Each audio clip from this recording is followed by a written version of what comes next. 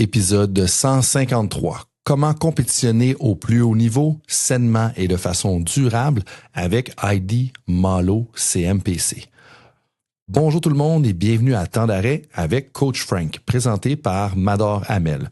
Je suis votre animateur François Rodrigue et mon intention avec ce balado est de déconstruire l'art et la science du coaching. En tant que docteur en coaching, j'ai la chance d'accompagner les entraîneurs professionnels et d'analyser la science à chaque semaine. Ce balado est donc ma façon de vous amener au cœur de mon travail en décomposant les stratégies que j'aborde avec ces entraîneurs-là ou bien en interviewant des sommités qui mènent des études scientifiques en lien avec le coaching. Aujourd'hui, on parle de performance, de durabilité, de santé mentale. Plus spécifiquement, la discussion est inspirée d'une question qui m'est venue à l'esprit dans un échange texto avec notre invité du jour durant les Jeux de Milano Cortina. Comment est-ce qu'on fait pour performer pendant longtemps tout en restant en santé? C'est une question à laquelle on n'a pas nécessairement la réponse, mais que je pense qu'il est important d'aborder régulièrement dans le monde du sport pour qu'on puisse mieux soutenir nos athlètes et du même coup obtenir des meilleures performances sur une plus longue durée parce que ça reste un élément central.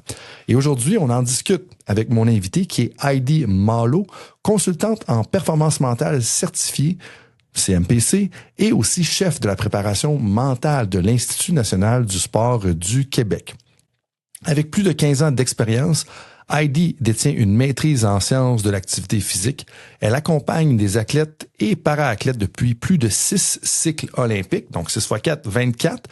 Et à l'Institut national du sport du Québec, elle est chef en performance et santé mentale où elle soutient plusieurs sports avec une approche intégrée visant à optimiser la performance tout en développant des environnements sains, durable et aligné avec le bien-être des athlètes. Et vous allez voir, aujourd'hui, on va dans des histoires et des expériences de Heidi. On est très appliqué sur le terrain et c'est ce que j'aime de chacune de mes conversations avec Heidi. Et on commence au départ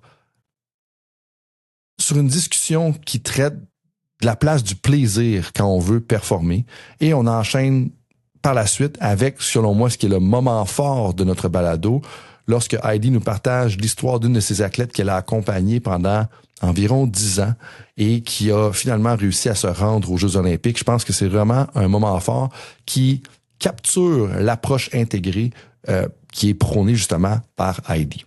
Si c'est le genre de questions qui te parlent ou de sujets que tu veux approfondir, eh bien, je t'invite à t'abonner au balado ou à l'infolettre via le site web coachfrankphd.com.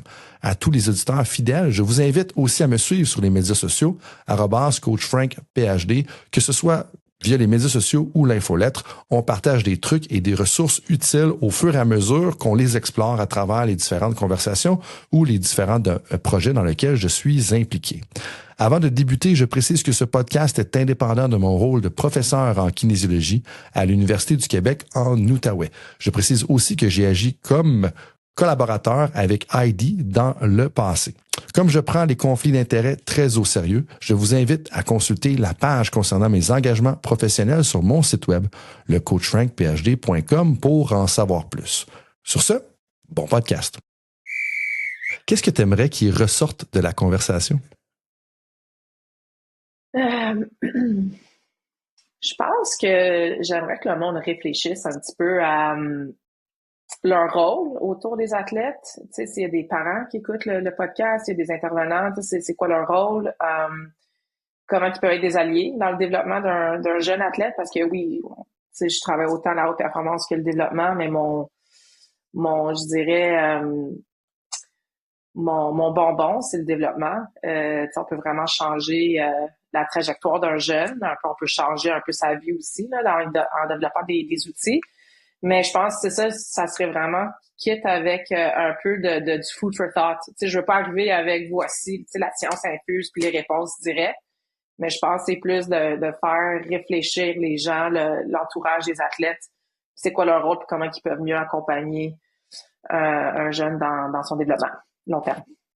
C'est intéressant que tu parles de l'entourage, tu sais.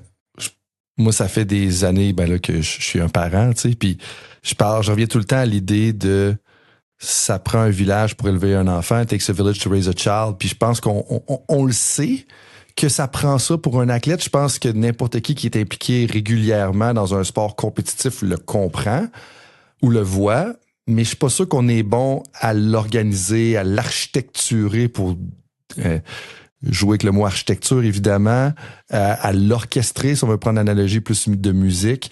Donc, je pense que c'est important qu'on en jase aujourd'hui. Et là-dessus, Heidi, bienvenue à Temps d'arrêt. Merci de l'invitation, François. C'est un plaisir de discuter avec toi aujourd'hui. Ça me fait plaisir que tu sois là après toutes les conversations sur le coaching depuis notre rencontre en 2020, nos échanges textos, nos débats également, toujours sains et cordial, mais juste on échange des idées beaucoup. Moi, c'est comme ça que je le vois. Je suis content qu'on prenne finalement le temps d'en jaser publiquement parce que je pense vraiment que tu as une belle perspective pratique avec toutes tes expériences quand même variées. Puis on va parler de plusieurs choses aujourd'hui, dont comment compétitionner sainement à un haut niveau pendant longtemps. Là, puis on a rephrasé dans notre préparation la question de tous les sens, là, dans tous les sens avec différents mots. Puis je pense que c'est une conversation importante. Mais avant ça, je veux savoir un petit peu. Puis ça, je me rends compte que je t'ai jamais posé la question. En tout cas, ou je te l'ai posé puis je m'en rappelle plus. Là, t'es préparatrice mentale en chef ou chef de la préparation mentale à l'Institut national du sport du Québec. On salue tout le monde là-bas. C'est quand même un rôle important, central également. Mais parle-moi donc du moment où est-ce que tu en es venu à t'intéresser à la préparation mentale, comme il y a un matin probablement, ou peut-être un soir probablement dans ton cas, que ça t'a comme piqué la curiosité de dire, OK, mais je vais aller là-dedans. Comme, de où est-ce qu'elle vient cet intérêt-là pour la préparation mentale? Ben, c'est une bonne question. C'est vraiment un long cheminement. Je pense à la base, je suis une personne depuis que je suis toute petite qui aime aider les gens. Même au primaire, il y avait tout un prix qui donnait le Citizenship Award, là, qui appelait ça. Puis à chaque année, je le gagnais parce que j'étais la personne à l'école qui était bienveillante, puis qui écoutait, puis qui aidait, puis qui était inclusive. Et puis en fait, le monde de performance mentale, préparation mentale, puisque j'ai du sport, c'était à l'époque, c'était vraiment très peu connu. Il y avait pas du cheminement nécessairement que j'étais au courant. Donc, à la base, moi, je voulais vraiment travailler au niveau marketing, communication. Moi, je rentrais, j'appliquais à l'université en commerce. Puis là, j'ai rencontré un orienteur, je pense 3 jours avant d'envoyer ma demande universitaire. Puis il disait, hey, tu sais qu'il va falloir que tu continues des cours en économie, en comptabilité. Puis j'ai essayé ça pour mourir. Puis là, il m'a parlé de psychologie, puis il disait, tu pourrais rentrer en la psychologie du marketing, c'est quelque chose de quand même très pas connu. Et bref, en fil en aiguille, j'ai fait mon bac en psy. Et puis dans ma dernière année du bac, c'est là qu'il y avait des cours de psychologie de la santé, psychologie du sport. On avait un cours sur l'hypnose, puis là, il y avait une section d'hypnose dans le sport. Je commençais à découvrir que, hey, attends une minute, il y a quelque chose qui existe dans le sport. J'étais un ancien athlète en ski alpin. Que j'avais des entraîneurs exceptionnels qui étaient très actifs aussi sur le volet psychologique, mais je savais pas que ça existait. Puis bref, je finis mon bac et puis mon rêve c'était de voyager. Donc j'ai fini mon bac, je suis partie au début c'était un 6 mois travailler en Autriche, j'enseignais le ski en Autriche.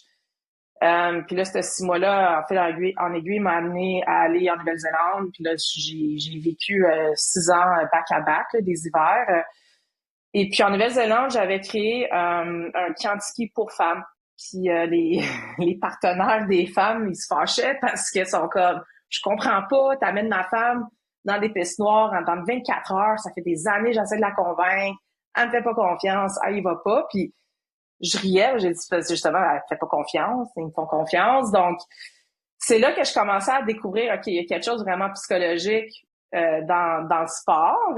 Et puis quand je revenais au Canada, ben j'enseignais le ski au Mont-Tremblant, puis une bonne amie de la famille était prof à l'Université d'Ottawa dans le programme de maîtrise, puis donc elle me parlait du programme. Puis c'est là que j'ai découvert qu'il y avait un cheminement. Mais j'étais pas une première de classe, j'étais pas la personne qui avait les meilleures notes, donc je suis retournée aux études. J'ai fait un certificat pour augmenter ma moyenne, ma cotère, pour ensuite, 6 ans plus tard, appliquer à la maîtrise, c'était pas un cheminement facile, mais c'est un programme assez contingenté.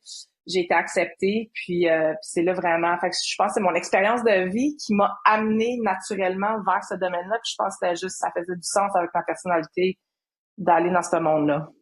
Ben, je peux le voir, il y a des gens, puis il y en a une personne très proche de moi, qui aime tellement ça aider le monde, qui vont ça rend un peu malheureux jusqu'au point tellement ils veulent aider le monde, là, tu sais, puis je dis pas que c'est ton cas nécessairement, mais je veux dire à quel point que c'est une drive interne, viscérale de vouloir aider les autres, puis ça on le sent.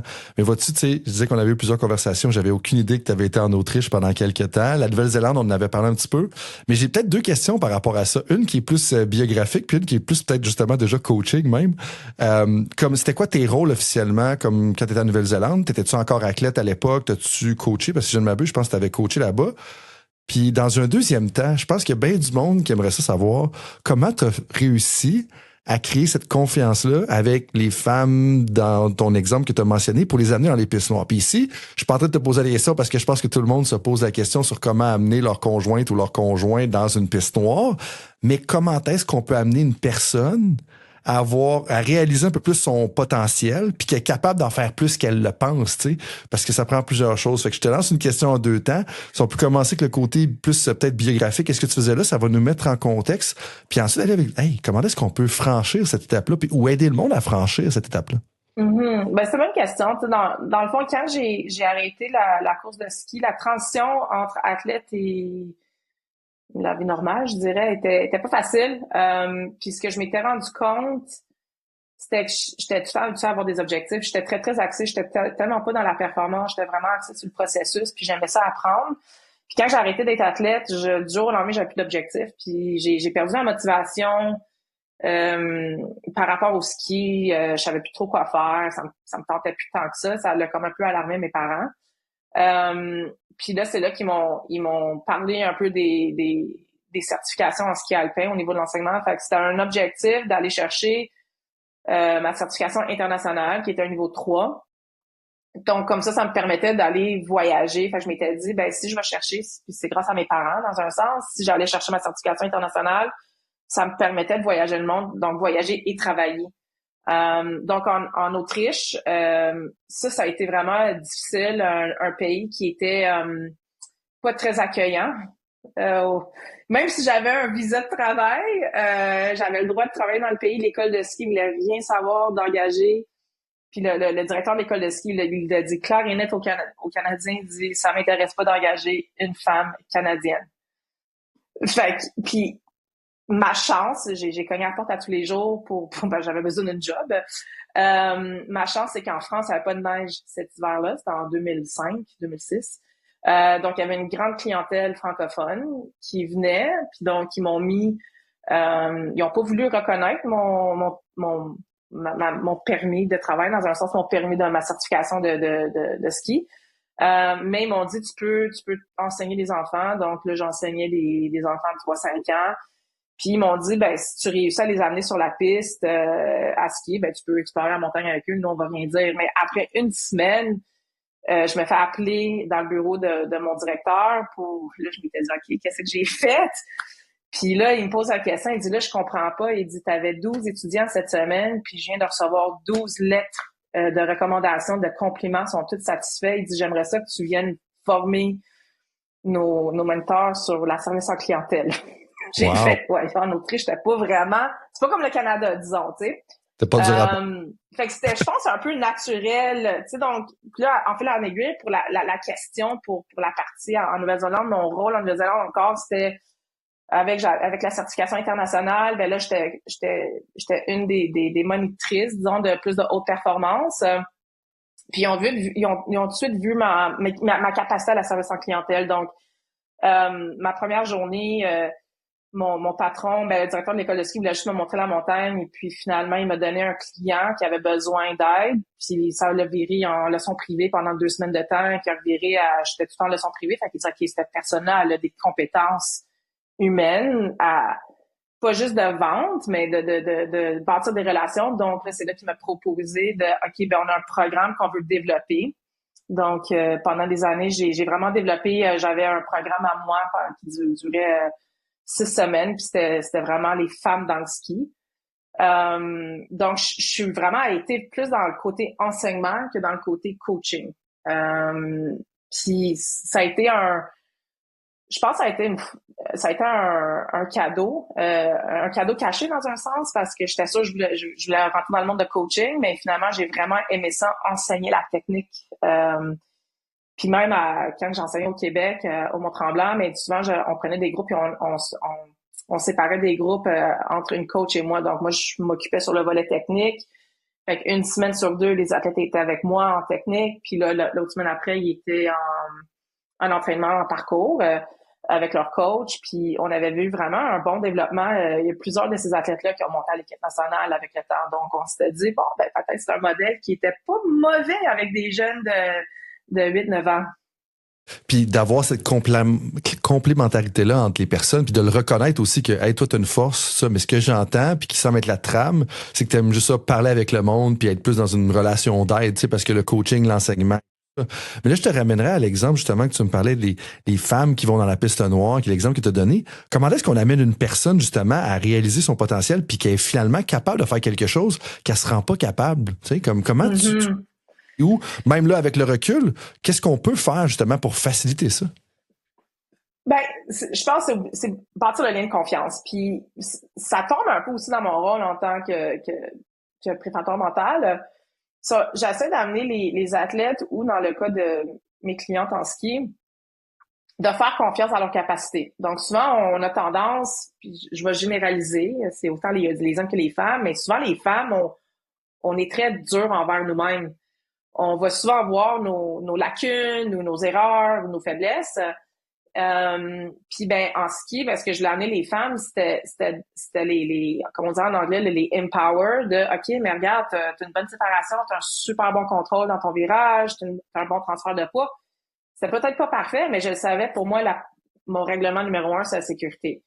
Donc, si il était à un niveau qui était sécuritaire, mais après ça, je pouvais vraiment bâtir la confiance. Puis là, c'est donner les outils de où mettre leur attention. Tu sais, souvent, quand on a peur, on va mettre l'attention. C'est ce que j'expliquais aux femmes, c'est oui, la piste est peut-être à pic, oui, il y a peut-être des bosses, mais tu descends pas en ligne droite. Je dis, regarde, on s'en va vers là. Regarde, le dénivelé, il est pas tant à pic. Puis là, il regardait, il disait, ah ouais, c'est vrai, OK.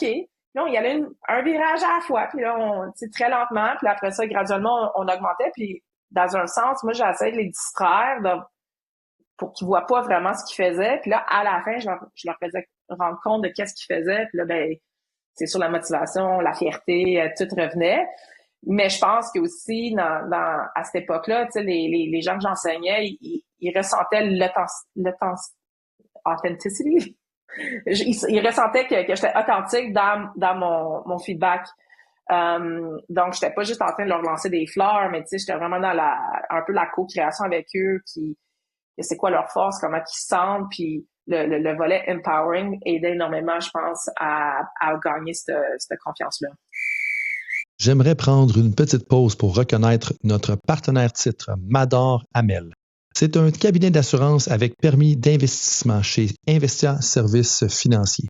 Ma famille leur fait confiance depuis 2011 pour notre planification financière et cette relation nous a permis de concrétiser plusieurs projets importants, dont l'achat de notre maison idéale en 2019 et le financement d'un projet paysager majeur en 2022. Leur plus grande force, c'est le conseil humain avec les ressources d'une institution des ligues majeures. Pour prendre votre premier rendez-vous gratuitement, visitez madoramel.com et mentionnez Coach Frank. Avec tous les projets qui s'accumulent, la gestion de projet devient un point central de notre réussite quand on est un professionnel. Justement, Wise Era Technology aide les entreprises à transformer leur vision en valeurs concrètes. L'équipe de Wise Era Technology développe des logiciels de gestion de projet et des CRM sur mesure qui sont adaptés à la réalité de chaque organisation. Ils travaillent avec des PME, autant dans le secteur privé que public, à travers différents domaines de l'immobilier au manufacturier. Puis même en passant par l'administration du sport, un secteur dans lequel ils accompagnent plusieurs organisations. La plupart des organisations font face à une réalité commune, des opérations désorganisées, des outils mal intégrés, une perte de temps et surtout, ce qui, moi, m'irrite le plus quand je suis en gestion dans un projet, un manque d'agilité pour prendre des décisions. Il faut être capable de prendre des bonnes décisions rapidement. C'est là que Wise Era intervient en structurant les opérations et en bâtissant des systèmes performants sur la plateforme monday.com. Wise Era, c'est là où la technologie rencontre l'exécution. Ce que j'entends dans ce que tu viens de dire, c'est comme si tu décomposais ou tu réduisais la difficulté de ce qu'ils essaient d'accomplir. Puis tu sais, N'importe qui a été dans une double diamant avec des bosses. Moi, j'y ai été par erreur. Je n'ai pas les habiletés pour descendre ça, particulièrement pas en ligne droite. Faut quasiment que j'aille perpendiculaire à la piste. Là. Bref, on se comprend. Mais mon point avec ça, c'est de dire, hey, au lieu de le voir comme on descend en ligne droite, on se retourne à gauche, puis finalement, au lieu de descendre à 5% peut-être, ben peut-être que ça descend à 2% et demi. Puis là, un morceau à la fois. Puis là, après ça, tu te rends compte à la fin. Puis là, je voyais l'image quand tu parlais de dire, hey, quelqu'un qui se retourne en arrière, puis il regarde le pitch que tu viens de descendre. Puis n'importe qui a fait du ski, qui a descendu une piste à pic pour la première fois. Puis là, tu te retournes en arrière, t'es comme, ah, c'est ça, je viens de descendre. Un peu, je réalisais pas que quand je l'ai descendu, c'est ça, tu sais. Fait que, mais je trouve ça particulièrement intéressant de dire, des fois, on a l'impression que, OK, faut que j'aille dans cette piste double diamant, noir, avec des bosses, puis je la descends en ligne droite en partant, mais non, tu sais, ça, c'est la finalité qui vient après des années, mais de voir la plus petite amélioration possible, tu sais, c'est un peu ça que tu me dis. Exactement, y aller vraiment étape par étape, puis comme je dis, je regardais tout le temps, tu sais, c'est sûr, la sécurité, c'était le numéro un. Fait qu'est-ce que les conditions y étaient optimales? Est-ce que la visibilité était bonne? C'était aussi, je voyais l'énergie de la personne, tu sais, si la personne était très anxieuse, j'allais pas y mettre à sortir de sa zone de confort trop rapidement. Fait que, tu sais, ça, je pensais toutes des habiletés qu'on n'apprend pas nécessairement à l'école. Tu sais, c'est quelque chose que j'ose croire que j'ai eu via mes parents, tu sais, que mes parents aussi, ils enseignaient le ski. Fait que, tu sais, je pense que c'est juste quelque chose inné, naturel, que mes parents m'ont enseigné, mais que j'ai aussi développé par moi-même. Ben, tu sais, nous, dans les modèles d'apprentissage des entraîneurs, on parle de la socialisation primaire. Ben, tu sais, tes parents, c'est ta socialisation primaire, ta famille, puis ça a un impact sur ta philosophie, sur certaines de tes compétences de base que tu apprends, puis ça, c'est super que tu aies ça. Puis là, bon, tu me parles un peu de ton parcours. Une des choses qu'on veut discuter, c'est, bon, un des enjeux actuels dans le milieu du sport, mais avant de se rendre là, comme depuis tes débuts en préparation mentale, de je retourne sur les bancs d'école, j'augmente ma note, je refais mon bac, ma maîtrise pour finalement être préparatrice mentale, jusqu'à ton rôle actuel avec l'INS Québec.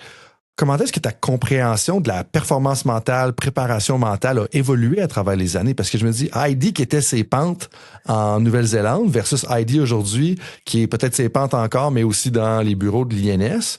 Comment est-ce que ta conception de la préparation mentale s'est améliorée, a évolué à travers les années? Ah, elle évolue continuellement. Je pense que, tu sais, ça fait 15 ans que je suis dans le domaine. Et je me rends pas compte que j'ai 15 ans d'expérience. Des fois, je me sens encore comme dans mes débuts parce que ça évolue énormément. Mon début de carrière a été beaucoup, puis c'est là encore, mais beaucoup dans le développement. J'ai beaucoup appris à travers le développement. Puis avec ma transition vers l'INS, j'apprends énormément sur la haute performance. Même si j'avais un pied dans la haute performance avant que j'arrive à l'INS, tu sais, je vois vraiment comme une grande différence. Fait que je continue énormément à évoluer et à apprendre, puis de rester à l'affût de la science, de rester à l'affût de qu'est-ce qui se passe actuellement. Nos jeunes, la génération a beaucoup changé aussi. Je le vois, je le vois dans la manière qu'on interagit, la manière qu'on peut communiquer. Fait que je pense que l'évolution générationnelle fait en sorte qu'il faut qu'on s'adapte et qu'on s'ajuste. Donc, tu sais, comment est-ce que ça a évolué? Tu sais, je pense, je pourrais pas dire que je comprends de mieux en mieux l'humain, mais je mets vraiment l'emphase pour moi autant, puis ça m'a surpris quand je suis arrivée au niveau de vraiment de la haute performance, puis d'être immersée quasiment à temps plein dans ce monde-là, l'importance du plaisir. Tu sais, j'en parlais tout le temps. Pour moi, c'est à la base, c'est important, puis on s'entend. On n'a pas tout le temps du fun dans le sport. On n'a pas, comme adultes, on n'a pas tout le temps du plaisir dans ce qu'on fait, mais c'est tellement primordial, particulièrement la haute performance, de quand même aimer ce que je fais, puis de trouver du plaisir dans ce que je fais, puis de développer vraiment une relation saine. Fait que, un peu ma vision que je voyais, je veux tout le temps garder un pied dans le développement parce que c'est important de voir qu'est-ce qui se passe à la haute performance, puis qu'est-ce qu'on peut amener dans le développement en prévention.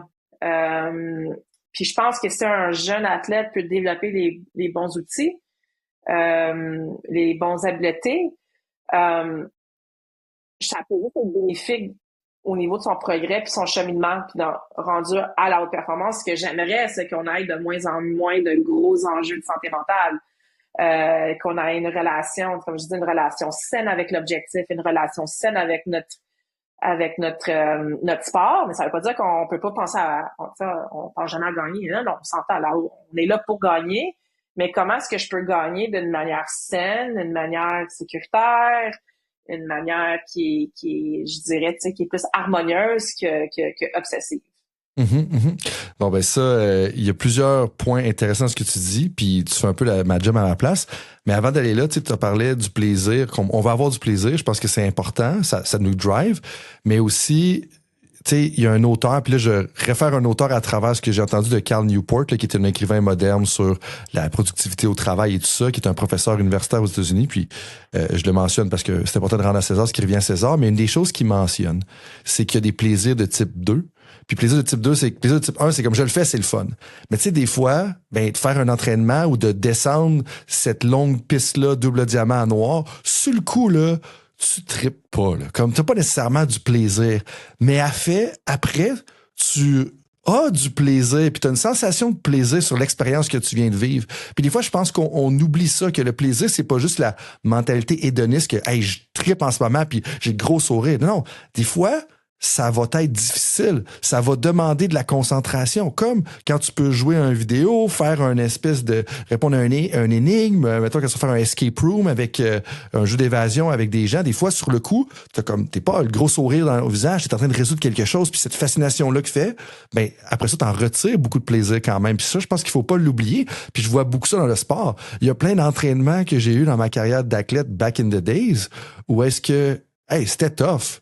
Mais après ça, c'était quand même vraiment le fun, ou même à faire pour des parties qu'on va jouer, tu sais. Ben, c'est exactement ça. Tu sais, je pense que si on est comme vraiment hyper focus dans le moment présent, il y a des moments qu'on trippe, puis il y a des moments que c'est dur. Tu sais, si on pense à des sports d'endurance, ça fait mal. Tu sais, on va pas dire yes, j'avais du fun, tu sais. Mais je pense qu'après ça, quand on prend un pas de recul, puis on zoome out, puis on reconnaît ce qu'on a accompli, puis ce qu'on a réussi, puis au-delà du résultat, tu sais, c'est de regarder comment j'ai développé en tant qu'être humain. Je pense que là, après ça, on vient chercher vraiment une certaine satisfaction, une fierté de ce qu'on a accompli, peu importe le résultat final. Mm-hmm. Puis je pense que ça, c'est assez important. Tu sais, j'ai beaucoup été dans la réflexion cette année, tu sais, aux Olympiques, puis puis je vais pas trop m'avancer trop rapidement dans notre discussion, mais c'est les Olympiques, tu sais, veux pas, les médaillés, ils ont la reconnaissance, puis c'est comme pas qu'on oublie, mais on dirait, tu sais, la 6e place, la 8e place, la 15e place, c'est comme on s'en fout, tu sais, mais en connaissant les athlètes qui ont été chercher une 15e place, les athlètes qui se sont rendus aux Olympiques, c'est grandiose. Puis c'est comme on le célèbre pas assez, on le reconnaît pas assez. C'est tout le temps, on est tout le temps à la recherche de le next best thing. Mm-hmm. Puis ça me fait beaucoup réfléchir, tu sais, un peu dans notre culture. Puis on est au Canada, tu sais, c'est beaucoup axé sur les performances, sur le résultat, le financement qui est en lien avec ça. Puis un athlète, tu sais, qui travaille, tu sais, je me souviens un athlète qui m'appelle ça après une performance, puis elle fait 4 ans de préparation pour 4 secondes. Tu sais, c'est comme c'est traite, tu sais, c'est vraiment parce qu'on sait jamais ce qui va arriver cette journée-là, ça peut y aller de ton bord, ça peut aller contre toi, puis je pense que c'est tellement important dans les athlètes d'apprendre que, tu sais, ce qu'on fait, c'est pas juste pour le résultat, comme dans le monde du travail. Si on fait juste travailler pour un salaire, on va pas nécessairement être bien aligné dans notre vie pour avoir le sustainability, tu sais, dans notre travail. On risque d'affronter plus un burn-out parce qu'on n'est pas aligné avec ce qu'on veut réellement, tu sais. Fait que je pense qu'il y a tellement de parallèles qu'on peut faire avec la haute performance, puis le monde du travail, puis notre relation un peu avec où est-ce qu'on veut s'en aller. Ouais, puis c'est là que c'est important de connaître ta cause, tu sais, la raison pour laquelle tu te lèves le matin qui va au-delà que juste ce que tu fais.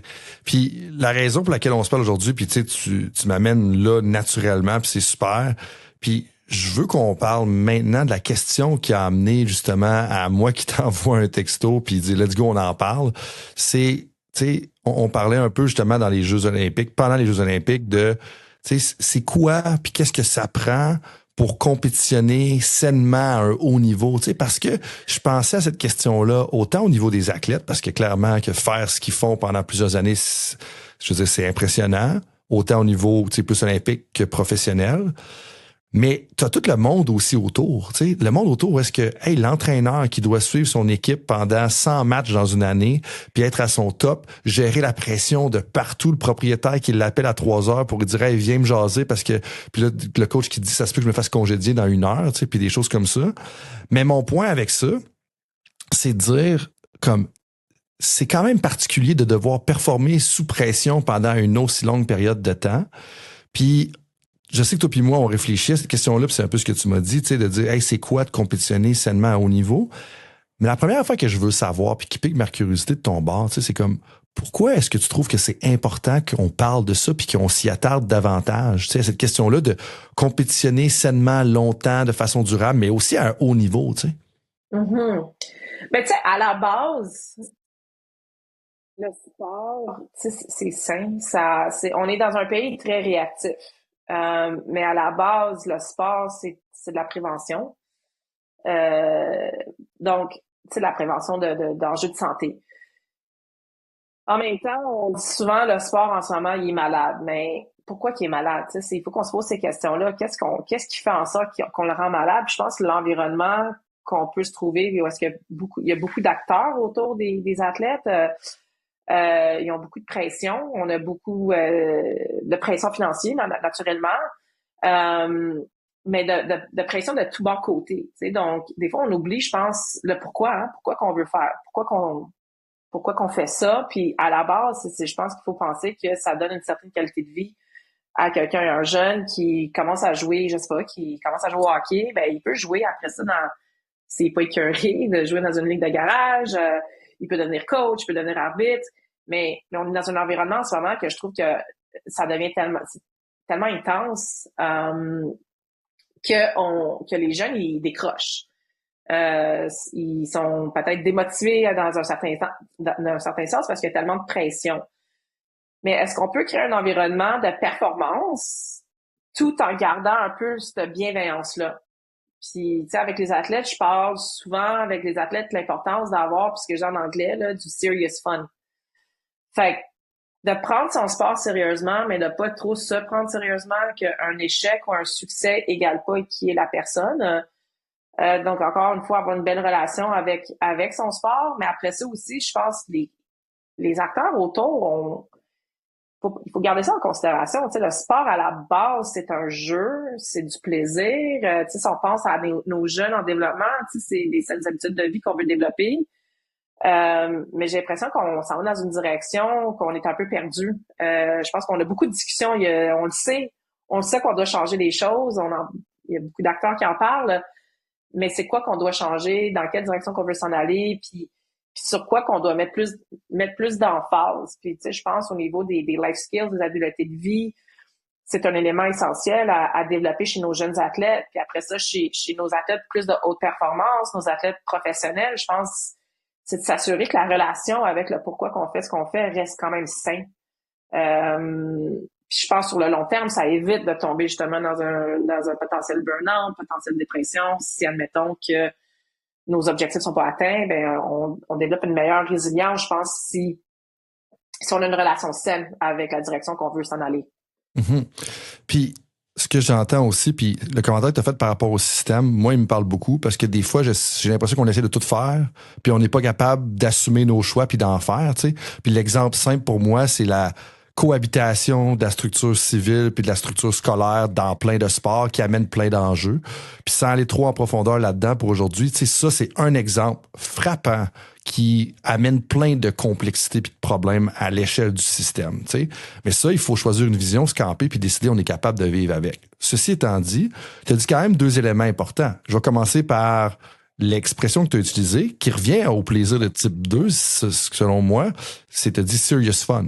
Donc, hey, on va avoir du plaisir à le faire, mais on peut être sérieux en faisant notre sport, tu sais. Puis moi, l'expression que j'utilise dans mon milieu de travail, c'est de dire, ben, tu sais, tant qu'à être ici, on va avoir du fun, mais on va avoir du fun en faisant quelque chose qui a un impact, tu sais. C'est comme, on va avoir un impact, on travaillera pas pour rien, mais si on est ici, on est prêt ici pendant 28 ans, à travailler 35, 40, 50 heures semaine, dépendamment des rôles et des postes, ben comme, on va avoir du fun tant qu'à être, parce que c'est pas vrai que je vais passer 28 ans de ma vie à m'emmerder, tu sais. Puis ça, je pense qu'on devrait adopter un peu là, parce que c'est le fun de se présenter à l'aréna, c'est le fun de se présenter au terrain de basketball, c'est le fun de se présenter sur les pistes. Hey, ta job, c'est de coacher du ski, de monter en haut d'une montagne, regarder le paysage, faire comme let's go, on va le plus vite qu'on peut pendant 10, 15 secondes, une minute, peu importe, là, mes références en ski alpin sont limitées, là. Mais bref, on se comprend là-dedans.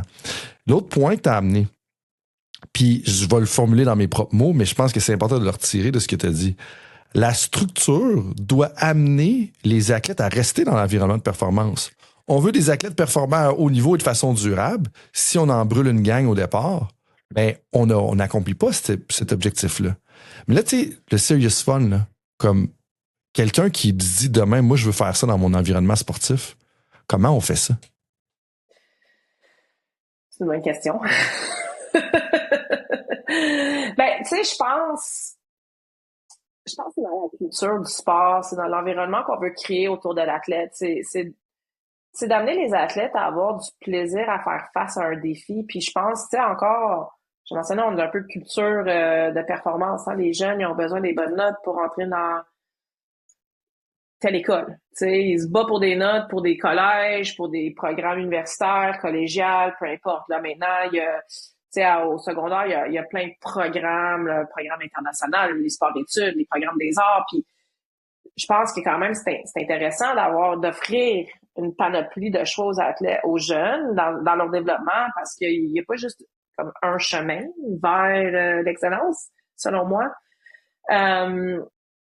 Mais parce qu'il y a tellement de pression sur le plan académique, puis après ça, on met aussi de la pression sur le plan sportif. Tu sais, il y a du récréatif, puis il y a du compétitif, mais on dirait que le compétitif commence très jeune à de la haute performance. Puis tu sais, je pense qu'on commence à le démontrer, on le voit de plus en plus que le sport, ben ça se développe sur du long terme. Tu sais, il y a des sports plus actifs, on le sait dans les sports plus artistiques, mais même là, on a des preuves d'athlètes plus âgés qui performent puis qui se développent plus tard. Donc, je pense d'avoir une ouverture du développement des jeunes, tu sais, je dirais même pas nécessairement le développement d'un talent, tu sais, un jeune qui gagne, qui est très, très performant jeune, souvent, je vais vouloir mettre un petit flag, un petit red flag à côté, pas parce qu'il y a des problèmes, mais c'est juste parce qu'un jeune qui gagne tout très jeune, ben, il s'attend à continuer à gagner, mais la réalité, c'est dans son développement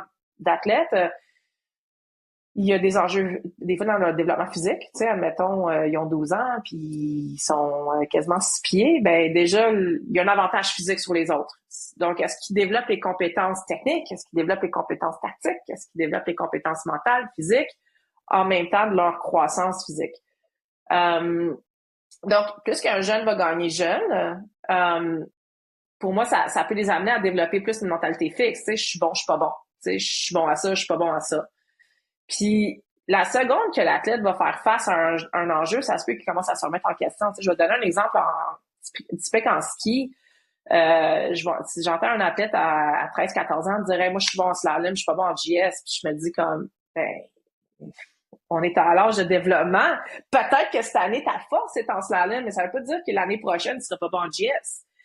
Mais je pense que déjà, avoir une mentalité un peu noir et blanc face à qu'est-ce que je suis bon puis qu'est-ce que je suis pas bon, ça nous limite. Puis je pense que c'est important d'avoir cette ouverture d'esprit-là. Tu sais, je pense souvent que les athlètes d'aller explorer. Tu sais, il y a peut-être, on est inconfortable face à une certaine discipline, on est inconfortable à une certaine distance ou à une certaine habileté qu'on veut travailler, mais pourquoi pas on va explorer dans notre développement, puis y aller dans un long jugement. Donc, de essayer, on se lance, on ose, puis après ça, on essaie d'apprendre. Puis qu'est-ce que j'ai appris de là, puis qu'est-ce que je retire. Puis je pense que si on est dans la lignée, mais je dirais probablement les coachs seraient d'accord aussi, tu sais, de pas limiter un jeune de 12-13 ans tout de suite, t'es pas bon à ça, t'es bon à ça. Je pense à mon parcours académique, puis me faire dire continuellement que j'étais pas bonne en maths. Je peux le dire encore aujourd'hui, je suis pas bonne en maths, mais pourtant j'ai quand même géré ma propre entreprise, puis j'ai dû développer quelques compétences qui font en sorte que peut-être je suis pas si pire en maths, tu sais. Mais les labels qu'on met peut vraiment limiter un jeune à se développer pleinement. Puis je pense qu'avec cette mentalité fixe-là, ça peut enlever le plaisir dans justement l'apprentissage puis dans son développement. Et ce que je retiens, c'est faire attention aux étiquettes gratuites, faciles un petit peu pour plein de raisons, mais dans un niveau de performance. Puis l'exemple que tu donnes là, j'ai une amie qui s'est fait dire, je vais dire milieu primaire, qui était pas bonne en lecture, mais probablement qu'elle lisait moins rapidement que la moyenne, mais elle aimait lire. Et à cause qu'elle s'est fait dire par une enseignante au primaire à un moment donné, t'es pas bonne en lecture, pouf, elle a arrêté du jour au lendemain à lire, puis encore aujourd'hui, elle a de la misère à lire, tu sais. Puis ça, faire attention aux étiquettes. Puis quand tu parlais d'explorer, moi, ça me ramène à une présentation de Rick Charlesworth, que peut-être peu de gens connaissent, mais c'est un entraîneur fort en Australie, qui est un entraîneur de hockey sur gazon, donc field hockey, qui a gagné plusieurs Jeux olympiques, médailles, en tout cas, bref, comme ça. Mais une des particularités qu'il faisait, c'est une légende apparemment en Australie, et puis une des choses qu'il faisait, à chaque cycle olympique, il amenait ses athlètes à changer de position. Fait que si tu étais centre, ailier, défenseur, tu devais absolument, si tu revenais dans l'équipe, tu devais jouer une autre position. Il y a plein de bénéfices là-dedans, au niveau des habiletés tactiques, compréhension du jeu, etc. Mais aussi, tu sais, à quel point ça devient un défi, ton engagement là-dedans, puis là, tu peux transférer des habiletés d'une place à l'autre. Là, ici, je ne suis pas en train de dire que si tu es en train d'une équipe de hockey professionnelle, que tu devrais prendre un défenseur puis le faire jouer attaquant à toutes les games, etc. Pensons à l'équivalent, faisons des expérimentations par rapport à ça. Mais il y a peut-être des parallèles à faire. Puis peut-être que c'est pendant une période de temps. C'est juste moi, dans ma carrière, qui m'a amené à être capitaine d'une équipe de football. Ben, j'ai commencé comme receveur, mais un jour, j'ai transféré en défensive, puis l'apprentissage a été capable de se transférer là-dedans. Mais là, justement, tu parlais d'un exemple où est-ce que tu me parlais d'un athlète, puis justement, moi, je vais t'amener un point, c'est comme, tu sais, on parle de performer sainement à un haut niveau, puis je sais que tu as accompagné comme des athlètes qui ont fait toutes les marches du podium, du top jusqu'à la 12e place, tu sais, puis t'en parlais un peu tout à l'heure. Mais est-ce que tu as une histoire, bien entendu, anonymisée et confidentielle pour les besoins de la cause, ou est-ce que tu as vu un athlète qui pourrait être un exemple pour tout le monde, là, de dire, hey, je suis capable de compétitionner au plus haut niveau, d'avoir des résultats, de réussir, mais de le faire de façon saine. Parce que ça, pour moi, ça me parlerait. Oui, ben j'ai travaillé avec un athlète. C'est pas tant confidentiel. Pour les raisons de confidentialité, je ne vais pas nécessairement partager son sport ni son nom, mais on a une relation là, de 10 ans. On s'était rencontrés, je me souviens pas en quelle année, là, c'était les Jeux du Canada. Entre autres, j'étais en route vers les Jeux du Canada, j'ai reçu un appel de son père qui dit « tu pourrais-tu rencontrer ma fille? Elle aurait besoin de tes services. » J'ai dit « je suis en route vers les Jeux du Canada, mais au retour des Jeux, on pourrait se fixer un rendez-vous. » Puis il dit « ça donne à s'en va aux Jeux. » Fait que j'ai dit « OK, je vais essayer de la trouver. » Puis on va se piquer une jasette. Donc, je rencontre l'athlète. Première rencontre que j'ai eue, on a super ensemble. Puis, dans ma tête, j'ai dit, OK, ça, c'est un athlète qui est en fin de carrière. Fait qu'on va commencer à préparer sa fin de carrière, sa transition. Tu sais, elle avait une année, tu sais, quand même des années difficiles. Puis, pour moi, ma mission dans cette première rencontre-là, on s'entend, là, on est au Jeu du Canada, ça va arriver, je la rencontre. J'ai dit, moi, j'aimerais ça qu'elle ait une belle expérience. Qu'elle ait du fun au moins dans une expérience qui est grandiose pour un athlète, aller au jeu. Puis je me souviens, quelques jours plus tard, là, j'ai croisé son entraîneur, puis il dit, là, je sais pas qu'est-ce que tu dis à mon athlète, là, mais Colin a fait un 180, puis elle est complètement différente. Puis l'athlète a super bien performé au jeu, fait qu'elle a décidé de continuer, puis fait qu'elle a fait une autre année.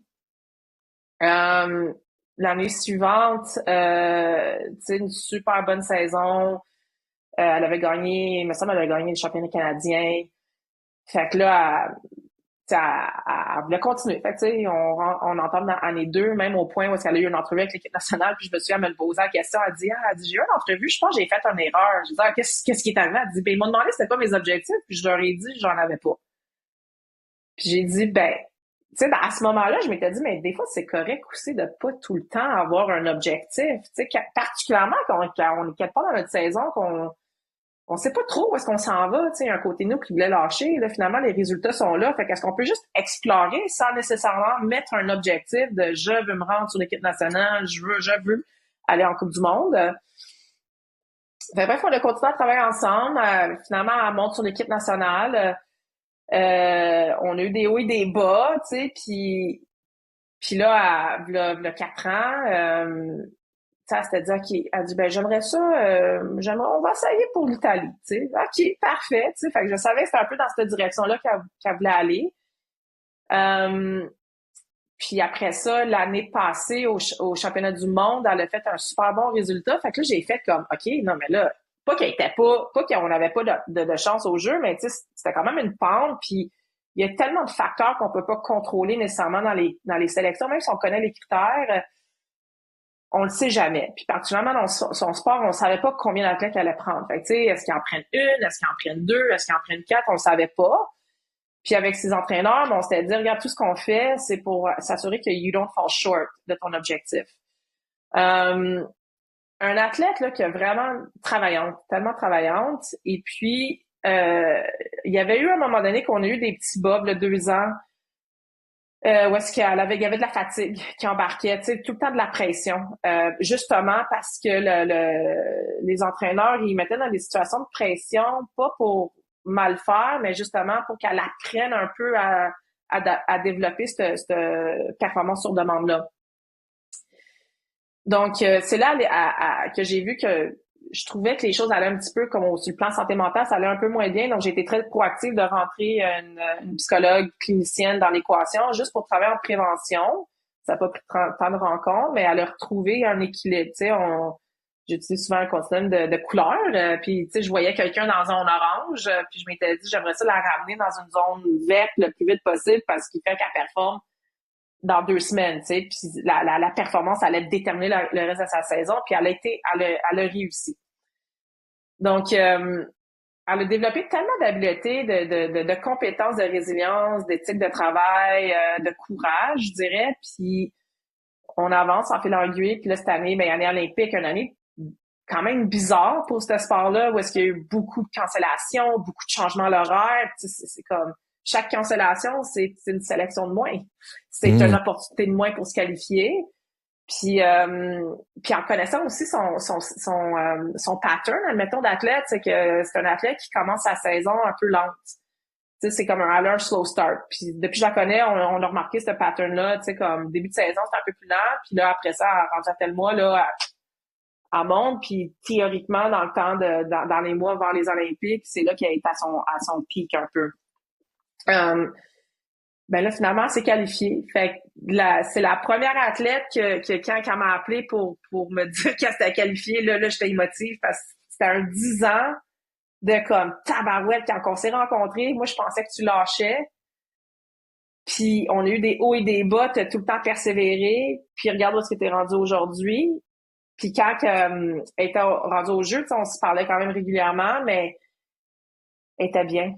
Tu sais, elle était pas, là, je me suis après sa première journée de qualif, elle dit, je comprends pas, elle dit, tout le monde sont stressés, elle dit, moi, j'avais mon stress normal, mais je suis tellement heureuse d'être ici, puis, tu sais, c'était un beau moment parce que là, je voyais vraiment, tu sais, elle était prête à performer, elle a fait parmi ses meilleures performances de sa carrière au jeu, puis c'était des années de travail qu'elle a fait de son côté, puis elle prend sa retraite, puis tu sais, je pense qu'un côté, ça va y manquer parce qu'on est quand même dans un genre de pic, mais tu sais, c'était le temps de prendre la retraite, puis c'est super correct, mais elle prend sa retraite avec la tête haute, puis le gros sourire. Puis pour moi, c'est une histoire de succès parce que, tu sais, on verra comment ça se passe dans les prochains mois parce qu'il y a beaucoup d'émotions avec une retraite d'athlète, on s'entend, mais un athlète qui peut partir de son sport avec la tête haute, qui a le goût de redonner, qui a le goût de coacher, qui a le goût de s'impliquer, qui a le goût de continuer d'une autre manière, d'avoir un rôle différent, ben je pense que c'est une histoire de succès parce que c'est pas un athlète qui part avec un écarantite aigu puis qui veut plus rien savoir de son sport puis qui s'en va dans une autre direction. Fait que pour moi, ça, c'est un exemple là, d'un athlète que je pense qu'on a atteint la haute performance sainement. Mais ça veut pas dire qu'elle avait pas eu ses hauts et ses bas. Là. Il y avait quand même une fatigue là, avec la pression, le stress, une fatigue mentale par rapport à tout ça.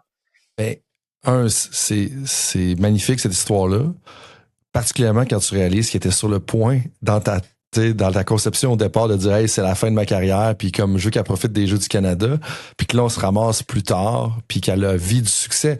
Puis la chose sur laquelle j'ai accroché aussi, c'est comme elle s'est présentée dans un bon état d'esprit aux Jeux olympiques, elle a eu la meilleure performance de sa carrière. Puis des fois, on contrôle pas la performance des autres, on contrôle seulement sa propre performance. Puis compétitionner au plus haut niveau de façon saine et durable, pour moi, c'est d'être capable de réaliser ta meilleure performance quand ça compte. Mais justement, qu'est-ce qui l'a amené, selon toi, à être capable de réaliser sa meilleure performance en carrière lors des Jeux olympiques de Milano-Cortina? Je pense que c'est les années de travail qu'elle a faites. Mais on avait beaucoup travaillé. En fait, quand on s'était rencontrés l'été dernier, on a parlé des Jeux. Puis on savait, là, OK, là, c'est l'année, on vise les Jeux. Puis mon approche, ça a toujours été de dire, mais ça, admettons qu'on s'y rend pas. Qu'est-ce que tu penses? Puis elle m'a dit, moi, j'ai vu l'impact que ça a eu sur d'autres gens, la non-qualification des Jeux, l'impact psychologique que ça a eu sur eux, l'impact sur leur identité. Elle dit, je veux pas me rendre là. Fait qu'elle dit, pour moi, elle avait une relation saine avec la qualification, avec la quête vers les Jeux. Donc, c'était pas une obsession à tout prix, parce que l'objectif qu'on s'était placé, c'était continuellement progresser. Puis c'était continuellement descendre en finale, continuellement, tu sais, donc l'objectif, le gros objectif, c'était vraiment, tu sais, sur le processus, mais ce processus-là allait l'aider à l'amener au jeu. Donc, je pense que c'était beaucoup ça, c'est qu'on avait une belle relation, puis c'était pas un end-all, be-all. Puis l'autre élément, c'est que j'ai souvent l'expression avec les athlètes au jeu, puis là, excuse l'expression, là, mais je vais souvent dire aux athlètes, tu sais, same shit, different day. L'environnement est grandiose. On se le cachera pas. Je pense qu'il faut prendre un moment pour savourer le moment. Il faut aussi identifier les bons moments pour savourer ce moment-là parce qu'on veut être concentré quand même sur la job, mais il faut pas qu'on oublie que notre sport reste pareil. Ouais. C'est les mêmes gens. Pour certains sports, des fois, les jeux, c'est même quasiment plus facile parce qu'il y a moins... Dans certains sports, admettons, il y a un pays dominant, ben, il y a peut-être sur les, je sais pas, sur le top 15, il y a peut-être 8 athlètes de ce pays-là, mais au jeu, il y en a juste seulement 4. Fait que ça devient, encore une fois, je dis c'est plus facile, là, c'est une grosse chose à dire, mais c'est que ça devient une opportunité pour l'athlète de comme step up. Avec ça, ça vient de la pression, de vouloir bien faire. Donc, encore une fois, revenir à la relation avec l'objectif. Fait que pour moi, je veux tout le temps savoir l'athlète, elle veut s'en aller où, mais on va mettre l'accent sur le chemin, sur le processus, puis de m'assurer que, OK, est-ce que je suis bien avec où est-ce que je veux m'en aller? Puis si, genre, je me rends pas, si je fall short, est-ce que je vais être correct? Puis si je vois qu'il y a peut-être une relation un peu plus obsessive avec ça, c'est là que je voudrais collaborer avec un psychologue. Pour être sûr que j'encadre, tu sais, j'aime beaucoup travailler avec les psychologues en prévention pour être sûr que je couvre tous mes coins parce que je trouve ça, tu sais, on sait jamais qu'est-ce qui peut arriver des émotions, ça peut arriver n'importe quand ou comment. Mais j'aimerais, tu sais, pour moi, ma vision, c'est un athlète qui puisse, tu sais, de accomplir des objectifs ou de vivre à travers des déceptions, mais qui est correct, qui a les outils en main pour comme être quand même dans un état psychologique sain et en santé. Ce que j'entends dans ta réponse, c'est voir ta relation ou la relation de l'athlète avec l'échec. Si c'est une question de vie ou de mort, là, il y a peut-être un drapeau rouge qui devrait se lever, puis on devrait intervenir, puis recadrer ça un petit peu. Puis l'autre affaire que tu as amenée qui est intéressant, j'en parlais avec un autre projet cette semaine, c'est des fois, on est tellement pressé à se dire, OK, voici mon prochain objectif, voici la prochaine étape. Puis ça, c'est peut-être mon biais personnel parce que j'aime ça, les projets, puis ça me stimule. Mais il y a une valeur à juste attendre, puis explorer, puis peut-être ton objectif, là, tu peux te l'établir dans 2 mois. Là. Puis comme t'es pas obligé de décider aujourd'hui, je m'en vais aux Jeux olympiques, ou aujourd'hui, je vais faire tel score, ou aujourd'hui, je vais faire telle chose. Comme, tu sais, t'as dénoté ça, puis des fois, cette presse-là à dire où est-ce qu'on va se rendre, peut-être qu'on choisit trop vite. Puis des fois, tu sais, je pense que on veut tellement choisir la direction dans laquelle on s'en va rapidement des fois, on se pose pas la question, tu sais, d'aller dans la mauvaise direction avec le mauvais objectif, avec la mauvaise mentalité, trop rapidement, ben tu t'en vas vers un mur, puis tu t'en rends pas compte, puis après ça devient difficile de revirer de bord. Tu sais. Puis des fois, je pense que est urgent d'aller lentement, là, qui est une expression qu'on utilise de plus en plus dans plein de domaines, mais ça, je pense que c'est intéressant. Après combien de temps peut-on se dire qu'on est excellent en dessin, en cuisine ou en sport?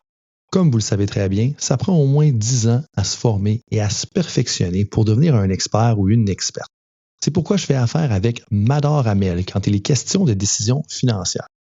Mador Hamel, c'est un cabinet d'assurance avec permis en fonds communs de placement auprès d'Investia Services Financiers.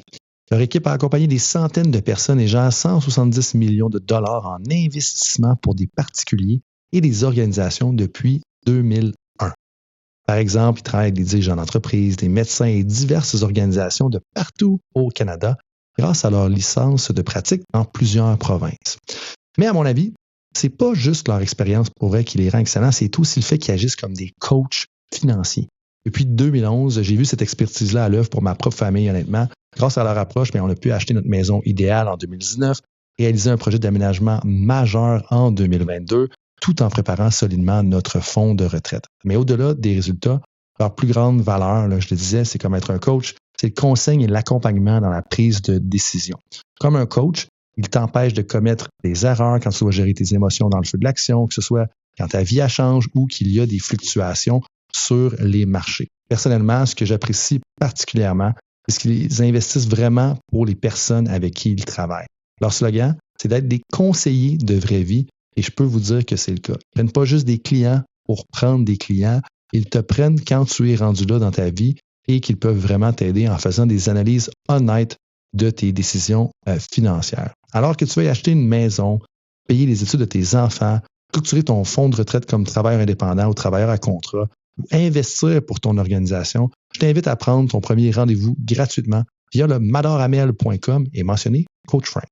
Cet épisode est également présenté par Wise Era Technology, une entreprise spécialisée en solutions numériques qui dessert des organisations sportives. Par exemple, Wise Era a accompagné une organisation qui gérait plusieurs équipes, des joueurs, des entraîneurs à travers plusieurs programmes et surtout énormément d'informations. Les problèmes, c'est que tout était dispersé, les suivis dans Excel, les communications un peu partout, les horaires dans différents outils. Aucune structure centralisée. Résultat, je suis sûr que vous le voyez venir, beaucoup de pertes de temps, un manque de coordination et des décisions prises sans réelle visibilité. C'est là que l'équipe de Wise Era est intervenue. Et ce qu'ils ont fait, c'est reconstruire complètement la façon d'opérer de cette organisation. D'abord, ils ont facilité la collecte de données. Chaque entraîneur, chaque membre du personnel pouvait entrer de l'information via des formulaires simples à propos de la performance des joueurs, des blessures, les présences, des évaluations, et tout ça directement dans un système centralisé. Ensuite, l'équipe de Wise Era a structuré les accès. Chaque personne voyait uniquement ce qui la concernait. Soit que tu étais entraîneur, soit que tu étais thérapeute, soit que tu faisais partie de la direction, chacun avec ses permissions et ses responsabilités. Ils ont aussi centralisé tous les départements coaching, médical, administration, gestion des équipes, tout au même endroit. Et ultimement, puis moi, c'est ce qui me parle le plus, puis c'est ce que je fais avec Wise Era aussi, c'est qu'ils ont mis en place un programme ou une interface de gestion claire des tâches et des projets, qui fait quoi, quand et avec quel suivi, le tout en temps réel avec des automatisations qui éliminent la friction opérationnelle. Et moi, j'ai la chance de collaborer avec eux depuis quelques mois et ça fait une grosse différence dans toute la coordination de projets duquel je fais part. Le résultat, eh bien, c'est une organisation qui est passée d'une gestion réactive à une gestion structurée et proactive de leurs activités, de leurs projets, de leurs tâches, de la communication. Et aujourd'hui, ils prennent de meilleures décisions et surtout plus rapidement. Pour en savoir plus, visitez wiseeratechnology.com. Puis avant qu'on tombe vers un peu plus les questions sur le futur, puis même la conclusion, parce que le temps passe vite, puis c'est vraiment agréable comme conversation, Heidi, tu as parlé rapidement de « Ah ben moi, un athlète dans la zone orange, c'est comme ça. Puis là, je veux le ramener dans la zone verte. » Tu sembles avoir une représentation mentale quand même assez claire de où est-ce que c'est, comme c'est quoi tes différentes zones, puis c'est quoi peut-être les différents marqueurs entre pour des entraîneurs, des intervenants qui font affaire avec des athlètes puis qui voient ça, puis qui pourraient peut-être se dire, hey, lui ou elle est dans zone orange, là, puis je devrais peut-être faire attention. C'est sûr, il y a le continuum de santé mentale qui existe, donc je me base un peu là-dessus, mais tu sais, je pense que l'exemple avec l'athlète dont je parlais, tu sais, je la connaissais bien. Donc quand j'ai une rencontre avec, tu sais, je la rencontre puis qu'elle est émotionnelle, elle est émotive pendant toute la rencontre, puis que dans les 10 ans qu'on a travaillé ensemble, je l'ai quasiment jamais vu pleurer. J'ai dit, OK, là, pour moi, c'était un petit flag. J'ai dit, elle va pas super bien. Fait que là, j'ai voulu comme, tu sais, garder un peu un contact plus régulier. Fait que je faisais, étant donné on avait un timeline assez serré avec un objectif de pression. Je faisais un check-in avec elle à chaque 3 jours, puis je voyais pas que elle revenait dans un état, tu sais, on va de orange à jaune à vert, mais tu sais, je voyais qu'elle restait un peu trop longtemps. J'ai comme dans ma tête, c'est rien de basé scientifique, mais moi dans ma tête, si l'athlète elle reste la mettons dans la zone orange pour X nombre de temps, tu sais, selon l'athlète, parce on est sur un continuum. On peut commencer la journée de top shape, puis on finit la journée, on se sent pas bien, mais si je me sens pas bien sur 3, 4, 5 jours, et ça, c'est des signaux pour moi de dire, OK, là, il faut faire quelque chose. Puis c'est ce que je veux essayer d'apporter chez les athlètes, cette prise en charge-là de sa santé mentale. On parle énormément de santé mentale auprès des athlètes, mais qu'est-ce qu'on fait? Tu sais, en tant qu'être humain, qu'est-ce qu'on fait? Tu sais, il y a beaucoup d'arrêts de travail pour des enjeux de santé mentale, mais je comprends, là, la vie, elle va à 100 000 à l'heure. On a beaucoup de pression avec la job, on a des familles, le temps. Moi, je cours toujours après mon temps. Mais c'est important de reconnaître ses propres signaux de qu'est-ce qui est comme normal dans un sens, puis tu sais, peut-être je fais le pas, mais je suis capable de me ramener, puis qu'est-ce qui est peut-être un peu plus alarmant, qui me fait dire, OK, là, il faut vraiment que je ralentisse. Il faut vraiment que je prenne un moment. Ça veut pas dire, là, je vais passer ma journée au spa, je vais aller magasiner, je me book des vacances dans le sud. Mais moi, un de mes signaux, c'est quand je commence à regarder des tout inclus, là, je me dis, OK, là, ça va pas bien. Fait que là, je me dis, j'ai besoin d'un week-end pour récupérer. Fait que, tu sais, pour moi, mon signal, c'est un tout inclus. Il y a rien de grave avec un tout inclus, mais c'est pour me dire, OK, il y a de quoi qui se passe. Mais, fait que de reconnaître ses propres signaux, puis en tant que CMPC, pour moi, mais j'essaie de connaître les athlètes, c'est sûr, dans les débuts de travail, je les connais pas tant, mais avec le temps, on apprend à les connaître, puis en tant que personne externe, je suis capable de voir des changements de comportement que je me dis, ah, OK, là, il y a un petit signal que, OK, on va travailler X, Y, Z, que l'athlète va faire sur son, de sa propre autonomie. Mais si je vois pas vraiment de changement, là, je vais vouloir aller chercher de l'aide pour prévenir de rentrer potentiellement, de rester dans la zone orange ou de rester dans la zone rouge, où est-ce que là, ça peut amener à un potentiel arrêt d'entraînement. Uh-huh. C'est super intéressant. Ce que je retiens, reconnaître les signaux. Mais pour reconnaître les signaux, tu dois un peu connaître le baseline de ton athlète. Puis ça me ramène à deux éléments. Le premier, tu sais, John Wooden, le coach du centenaire là, au basketball, pour ceux et celles qui ne savent pas de qui je parle, on pourrait mettre le nom en référence. Juste le Wikipédia, ça va en dire assez. Mais il y avait une fiche sur ses athlètes. Puis une fiche de différents éléments, des conversations et tout ça. Puis le but ici n'était pas de micro-gérer les relations avec les athlètes, mais de faire le suivi là-dessus. Mais c'était capable d'avoir un peu un état d'âme de l'athlète, un statut, un peu à quoi il ressemble dans son état normal, là, avec des gros astérix à côté, ou des guillemets en fait. Ben, je pense que là, ça va t'aider à reconnaître les variations de ça. Mais ce que tu mentionnes aussi, c'est de dire, OK, là, mais en même temps, faut pas être trop sensible à chaque variation d'humeur et de comportement. À un moment donné, tu as une journée frustrante à l'entraînement, ça arrive, des fois, la journée se passe d'une certaine façon, tu vas péter le feu, puis des fois, ben, tu vas péter ton bâton, tu vas péter ta raquette. Je suis pas en train de dire qu'on devrait être violent puis péter ses objets. Mon point est plus dans le sens figuré de dire que on va avoir une frustration qui va s'accumuler. Mais ce qui est intéressant, ce que tu mentionnes, puis que j'inviterais les gens qui nous écoutent à retenir, c'est qu'il faut le noter quand ça perdure. Puis là, on voit, oh, ça, c'était une journée, mais finalement, c'est peut-être rendu 2, 3, 4, 5, 6 jours. Là, OK, on devrait avoir un drapeau rouge qui se soulève, surtout quand c'est anormal. Fait que de voir est-ce que l'athlète est cohérent un peu avec sa façon d'être habituelle. Est-ce que je suis dans le champ de ce que je dis là ou ça fait du sens avec ce que tu as dit? Non, exactement. Ça fait tout à fait du sens. Tu sais, c'est, comme tu dis, de connaître le baseline, mais de pas tout de suite être en mode panique quand on voit un petit changement, parce que c'est juste normal. Puis c'est tout.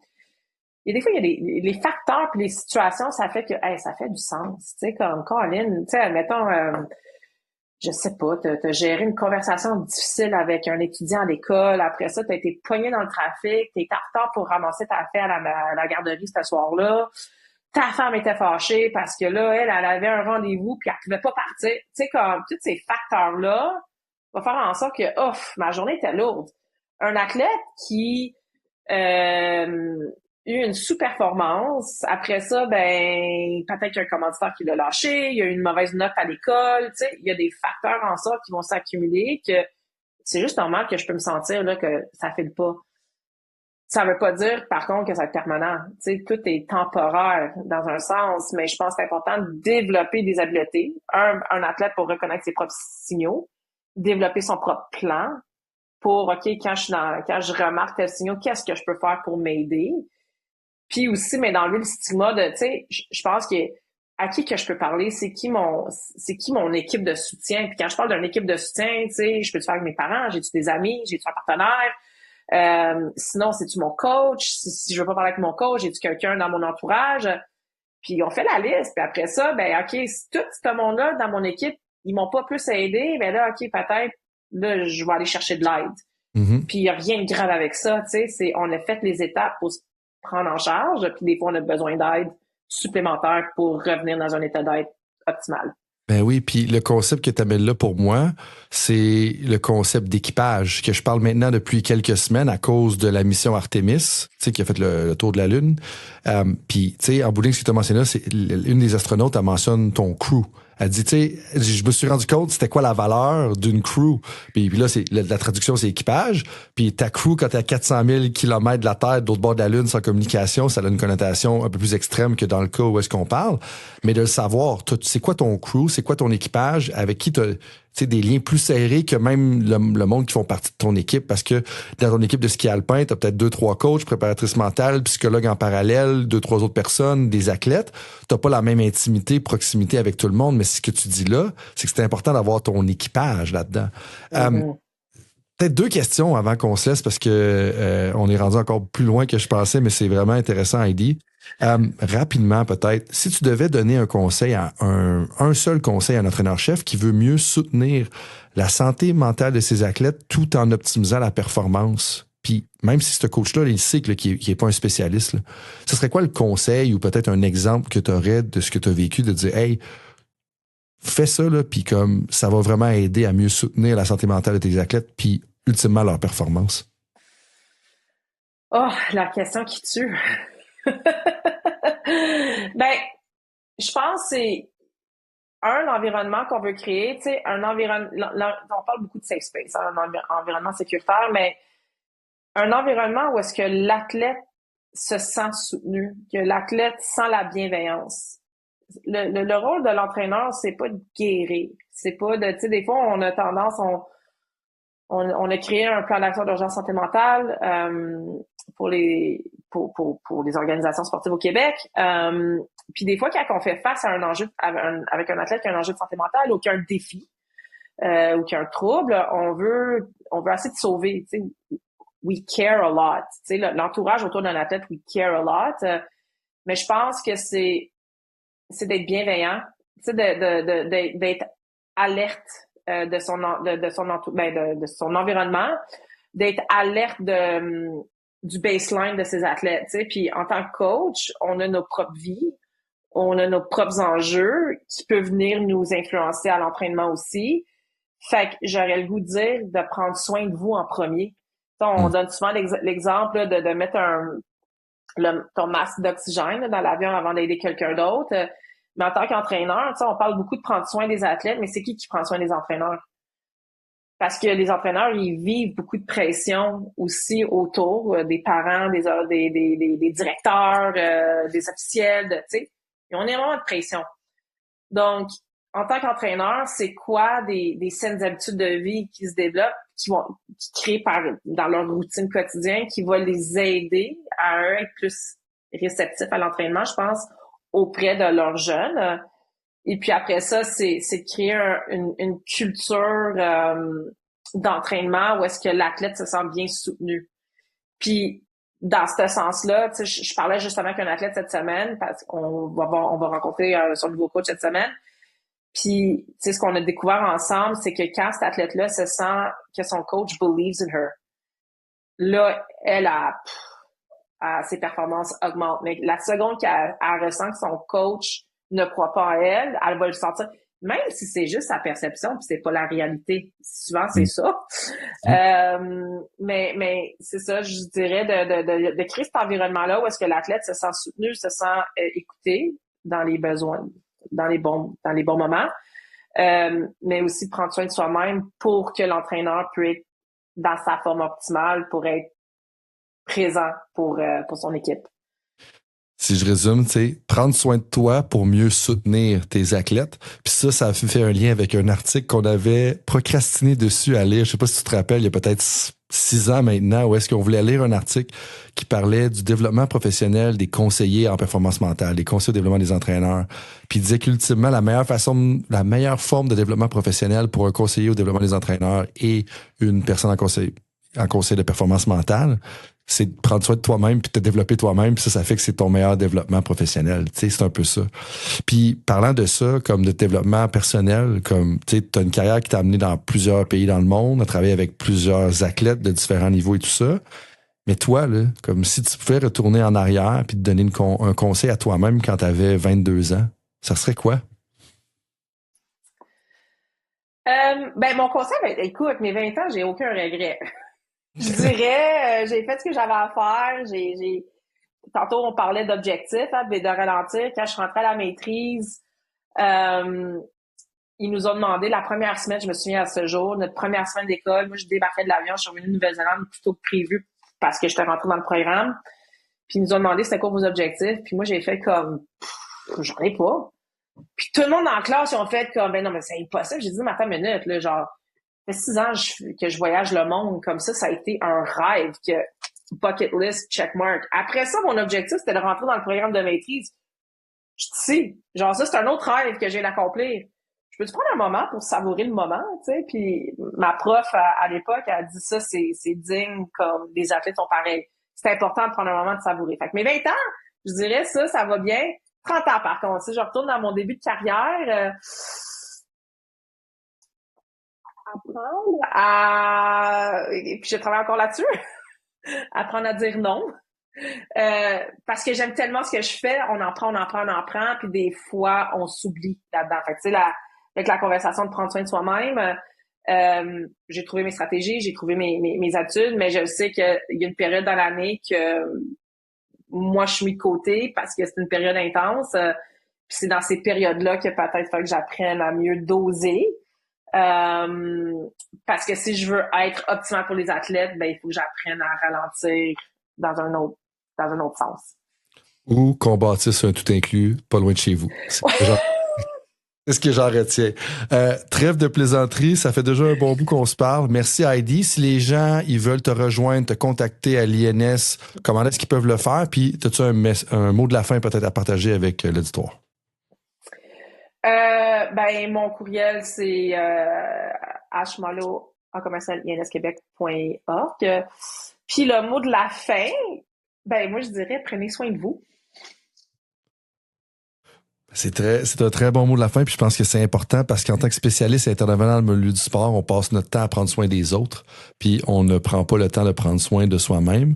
Là-dessus, Heidi, merci, et je vous dis à tout le monde, à la prochaine pour un autre épisode de Temps d'arrêt. À toutes les auditrices et tous les auditeurs, merci d'avoir été là. Et vous qui êtes passionnés par le sport et qui cherchez constamment à atteindre l'excellence, j'ai une invitation exclusive pour vous. À tous les mois, j'envoie une infolette que vous trouverez nulle part ailleurs. À l'intérieur, vous avez l'accès prioritaire aux conclusions de mes recherches, aux articles les plus percutants que j'ai consultés récemment, à mes réflexions, aux idées avant-gardistes que j'explore, que ce soit sur l'intégration de l'intelligence artificielle dans le sport, dans le coaching, ou bien dans les nouvelles méthodes d'enseignement et de pédagogie. C'est comme avoir une conversation privilégiée avec moi et mes collègues qui produisent du bon stock, où je vous guide à travers les idées qui façonnent l'avenir du coaching et du sport avant que ce soit répandu. Plus de 500 entraîneurs, leaders sportifs, dirigeants et consultants en performance reçoivent déjà ces réflexions exclusives. Alors, si les conversations de Temps d'arrêt vous inspirent et que vous voulez rester à l'avant-garde, rejoignez ce groupe select de leaders sportifs. Pour vous inscrire, rendez-vous sur coachfrankphd.com ou suivez le lien dans la description. Merci d'être avec moi dans cette quête de l'excellence sportive et on se retrouve au prochain épisode.